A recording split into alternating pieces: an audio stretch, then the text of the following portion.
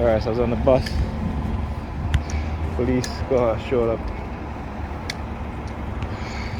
3748, 67 precinct. It's funny, as the bus was crossing over the next block, which is this is Remsen, and this block is Kings Highway. How they, coincide, like, synchronization, right? And then you had this person here in this car. Let me get over there because it's all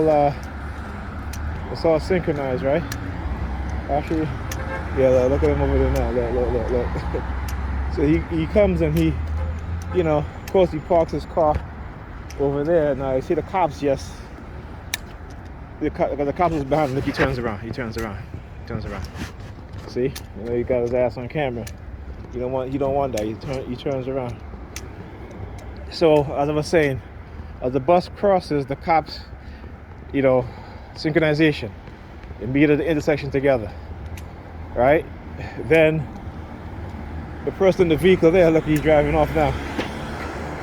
Across the street. He's driving off now. As the bus was coming to the intersection right there, he goes up on the sidewalk, driving alongside of the bus. See, look, I was talking about leaning backward. Look at the guy across the street.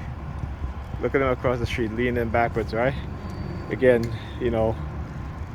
let me know that I'm heavily under surveillance, that they're, listening to whatever I say, what have you, because they installed the spyware on my phone, okay? And if it's not my phone is not next to me, it's through the microchip, right? So I was talking about leaning backwards, and you guys are going to hear on the previous video, I talk about that. So he's at the bus, what happened? You see him leaning backwards?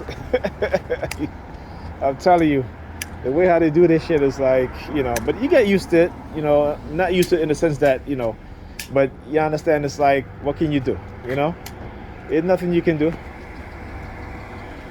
right? They're going to continue to do this and get away with it, and they're going to, change shit to their narrative, to their benefit, One day I'm crazy, next day I'm not, Then they try to, again, send a subliminal message about taking my disability because of my back injury. So it's like, oh, there's nothing wrong with your back, but then I have the medical records to show it. So now every time I bend down, most of the time I bend down with my knee, but there are times when something may drop out of my hand, and your natural instinct is you naturally bend down. So it doesn't matter, right? And see the number KRW 2932. So a lot of number 32s today. On my way to get my daughter, right? A lot of number 32s, vehicles with a 32 license plate. So, as I was saying, so all day today, every time I bend down, okay, I think I bend down twice, and when I bend down, I usually have to if I bend down using my back, I have to stick one of my foot backwards, okay, to kind of relieve the pressure, because I cannot bend down with both legs planted on the ground and bend forward and bend down. I can't even do that. Even if I do it slightly, I can only do it for, a couple seconds. If I do it any longer, then I'm afraid I'll get micro tearing again. Sirens now. Yeah, exposing their shit, see? Sirens now. So when I bend forward, I have to hold on to something, okay? And I can only bend forward very slightly, but then I have to hold on to something if I'm going to bend any further, because I get micro tearing in my buttocks, and that is very painful. That is, the last time that happened to me, I was on crutches for an entire month. Yeah. See? They always do this shit. Always the noise campaign.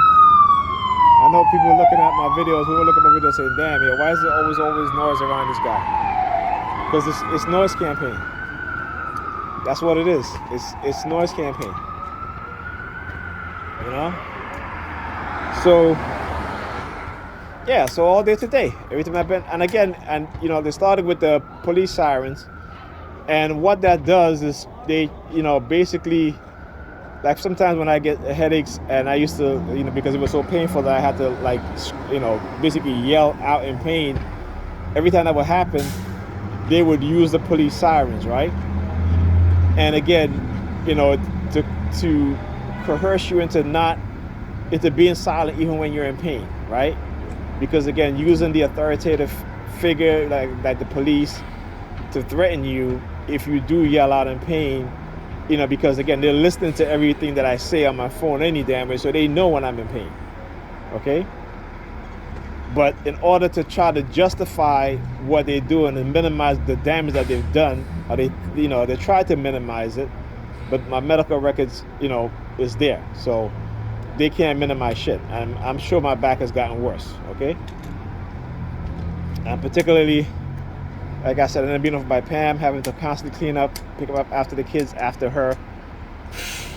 Like today I was doing laundry, and this is, disgusting and gross. But it happens, and she is who she is, okay? I've accepted that a long time ago, okay? What I don't accept is the negative treatment. Whenever she goes out, she comes back, or whenever she has any plans, she wants to treat me in a negative light, and like I said, I've been calling her out on it, okay? So just to let her know, and I told her, period. I said, I know your pattern. I know your pattern, okay? So you can't tell me nothing. I know your pattern. I know exactly what you're gonna do, okay? But I know your pattern.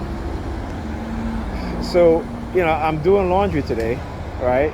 I'm washing the whites, and I'm taking the clothes out of the laundry basket. And I'm reaching down. I took some clothes out. I reached down. I felt something sticky and stick to my hands. And it was her pad with blood on it that she left in her panties. And she basically put it in the hamper, right? And I've told her about this stuff before. I've told her about leaving her pads that's bloody in the garbage can in the bathroom because she leaves it there for days and it smells. Okay? And particularly when I come in and I see that, I always tell her, I said, listen, you need to throw those things out. Okay? I keep telling you, you have a son and you have a daughter. Okay? And on top of that, you're a woman, so have some respect for yourself. Okay? At least have some decency. Don't, I'm a man. It's like, come on. There's no shame.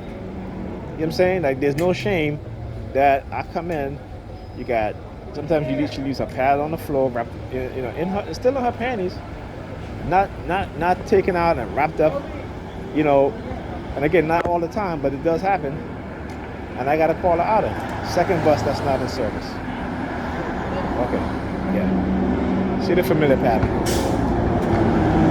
So anyway, so I said that today. I said, listen, I said to her, I was going taking out clothes out the laundry, and more noise campaign down there.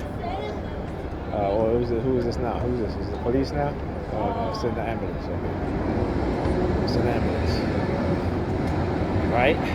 And I said that. I said, you left me a nice little surprise. I said, I'm going to pick up some clothes, and I feel this stuff sticky on my hand, and I put my hand up, and I said, you had your bloody pad still attached to your panties, and it's in the hamper.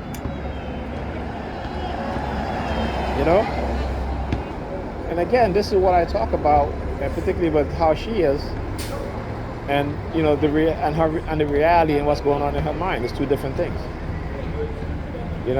That the fact that she was in her office with a doctor who was sick, she got sick, the kids got sick, Ethan's stomach was hurting them all day. I got sick, right? I had this sharp pulsating pain in the back of my my back, right? Her chest was all tight, my chest was tight. And when I said to her about it, she's like, oh yeah, my doctor got something, and she And then again, like I told her, I said, when these things happen, Pamela, you need to let us know, and you need to quarantine yourself. Because then, on top of that, now I said, Ethan's stomach was hurting really, really bad. Then my daughter had a blister on the inside of her mouth. That's been hurting. I said, did your mom take a look at it? She's like, no. I said, Pamela, take a look at it. You're the nurse. You know, just like tonight, and another thing I said to her, you need to stop leaving these sharp knives, on the table, particularly when you have it on top of something and it's at an angle. I said, these are very sharp knives, okay? I said, you leave them on the counter, at the edge. I said, the kids come in the kitchen. They get things on the kitchen. I said, I usually don't say anything because I'm constantly picking up after you when it comes to stuff like that. But tonight, she came home, I don't know what the hell that she was cutting or what have you, but she left the knife there. These are the sharp knives, right? You're talking about the diamond cut knives, what have you. Very sharp knives. And I said to her, I said, particularly when you put knives, sharp knives like that, you don't put them on top of things that is angled down. All right? I said, because you being a nurse, you should know that these knives, if they fall from a high place, they can impale you. They can, sever a vein in your leg, right? And you can bleed out slowly and die. I said, you being a nurse, you should know better. That's exactly what I told her. I said, you should, and I keep telling her, I said, I'm not going to sugarcoat nothing for you because you're the type of person that if I sugarcoat shit, you're just going to run with it and, I'm just going to create a kind of mentality, which is already there because, again, her friends do it to her. Don't hold her accountable. You know what I'm saying?